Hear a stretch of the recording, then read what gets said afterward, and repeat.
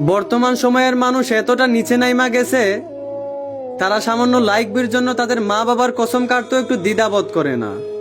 কিছু মানুষ তো আল্লাহর কসমও কাটে।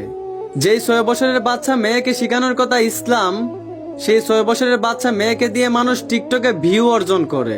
সাধারণ মানুষকে নিয়ে কি বলবো, এখন তো কিছু হুজুররাও টিকটকে আইসা নষ্টামি করে। যেই বয়সে নারী পর্দায় থাকার কথা, সেই বয়সে নারী বেপর্দায় চলাফেরা করে। আর দেশের মানুষ দর্শন কেন কমে না এইটা নিয়ে বাড়াবাড়ি করে। কথায় আছে, নিজে ভালো তো জগৎ ভালো। জন্মগতভাবেই আল্লাহ নারীর প্রতি পুরুষের আকর্ষণ দিয়েছেন, তাই আল্লাহ নারীদেরকে পর্দার বিধান দিয়েছেন। তারপরে যদি নারী পুরুষের সামনে বেপর্দায় চলাফেরা করে আর আপনারা আইন দিবেন, ইপটিজিং করলে 6 মাস 1 বছরের জেল হবে।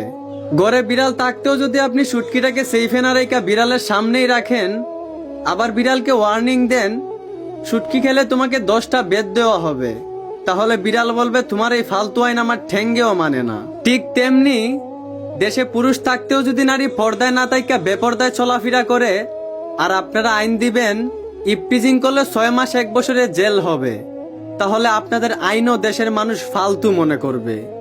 কথাগুলো বুঝে থাকলে ধন্যবাদ।